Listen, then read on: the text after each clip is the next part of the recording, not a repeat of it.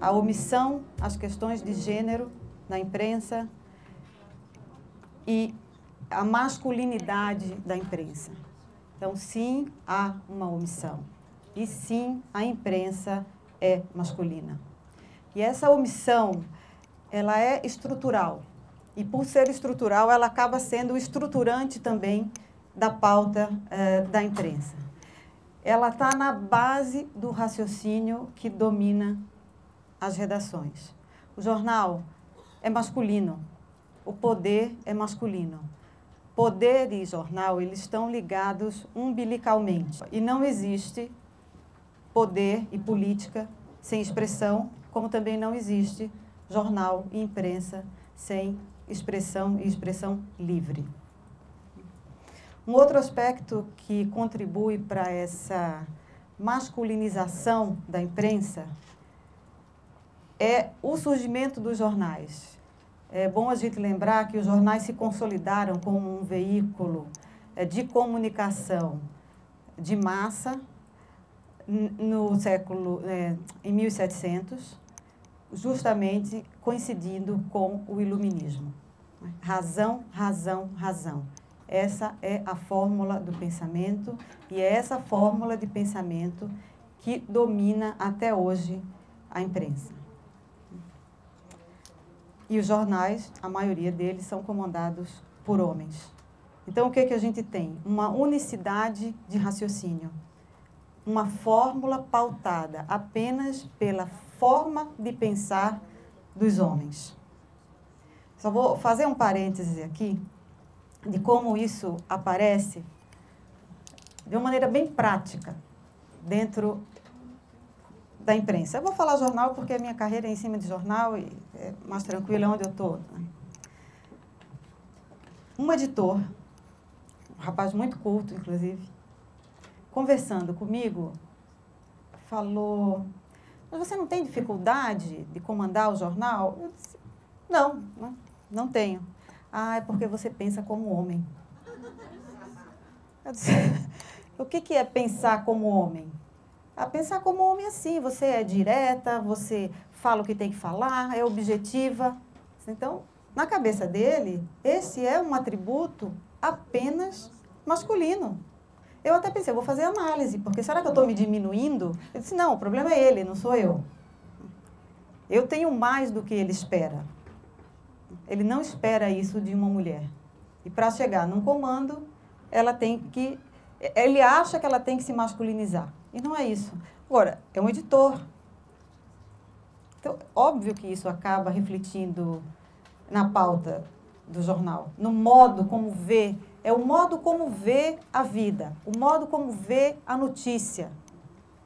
Não é intencional, é pior, é visceral.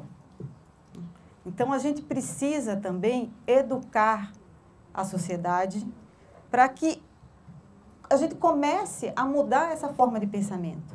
A gente tem um curso de focas lá no Grupo Estado e eles têm que fazer matérias como parte das tarefas dele. A menina veio me entrevistar e perguntar se eu fazia uma divisão de pautas entre homens e mulheres. Eu perguntei para ela de novo: o quê? Não, você tem pauta que é só para homem e pauta que é só para mulher? Eu disse: não, nem tinha pensado sobre isso, né? Por que eu faria isso? Porque algumas coberturas é difícil para uma mulher fazer. Eu disse: tá, então me dê um exemplo. Ela deu 2 exemplos da nossa redação. O repórter fulano de tal disse que uma mulher não poderia cobrir a guerra da Geórgia. Eu disse: por quê? Não, porque é muito perigoso, ela poderia morrer. Eu disse: bom, todo mundo pode morrer. Aí o homem vai morrer.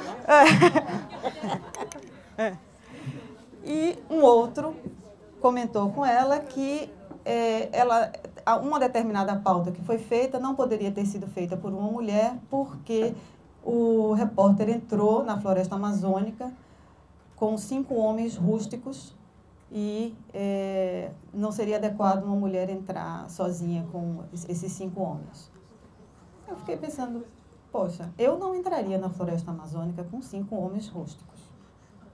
Mas só tem essa maneira de fazer?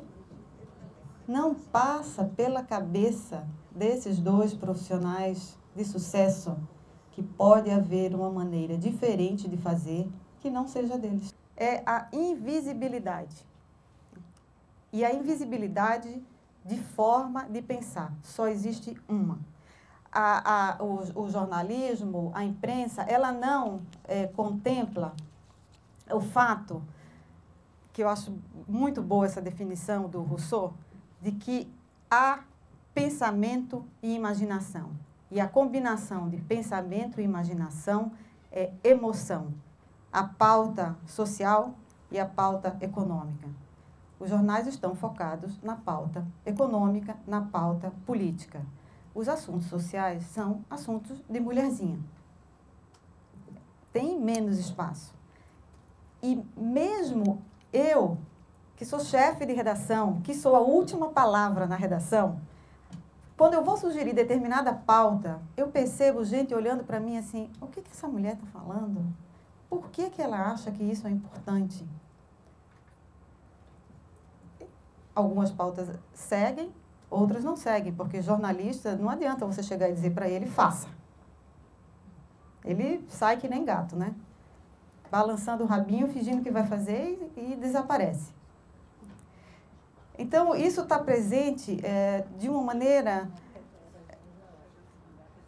muito forte. O que acontece com isso? O jornal acaba não vendo a mulher como um agente de transformação social. Quem é agente de transformação social é o homem. Então, é o homem que vai ser entrevistado. O homem é a principal fonte, porque ele é o transformador. O que transforma a sociedade?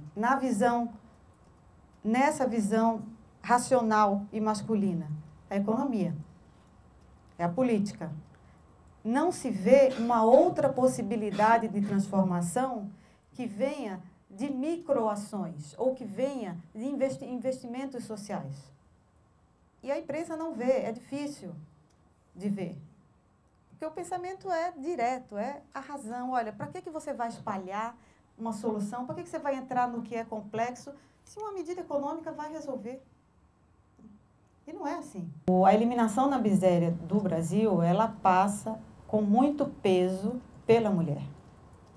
Você tem hoje, nas classes mais altas, de cada 2 mulheres, uma trabalha. Nas classes pobres, de cada 3 mulheres na classe alta, uma trabalha. Nas classes pobres, de cada 2, uma trabalha. E por que elas não trabalham? Porque não tem onde deixar os filhos. Não tem creche.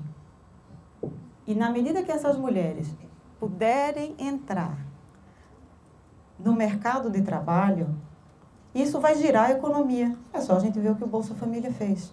E quanto tempo demorou para a imprensa ver o resultado do Bolsa Família? Eu acho que viu quando a imprensa internacional começou a dizer que, não, o Bolsa Família ajudou a movimentar a economia. Então, essa pauta, ela precisa estar nos jornais. Ela não pode ser ignorada. A gente não pode se omitir de fazer essa cobrança. Então, tem muita mulher no jornalismo, mas essa é um avanço instrumental, é um avanço de ocupação de espaço. Não é um avanço de colaboração, não é um avanço de ser ouvido, não é um avanço de ser considerado como um agente, como um ser pensante autônomo. Quando a gente entra para cumprir uma fórmula. Existe uma fórmula de fazer matéria. E essa fórmula, ela é masculina. É claro que a gente está tentando quebrar isso. Alguns por uma necessidade de renovar o jornalismo. Outros porque perceberam que os jornais precisam atrair as mulheres. São poucos jornais que têm um equilíbrio entre leitores, homens e mulheres. A Folha é um desses jornais. Às vezes tem um pouquinho mais de homem, às vezes tem um pouquinho mais de mulher. não adianta só ocupar o espaço. Eu não estou satisfeita em ocupar apenas o espaço. Porque ainda é muito maior, a gente ainda é minoria. E se a gente ficar esperando a ocupar espaço para tentar transformar, vai demorar tanto. Tanto.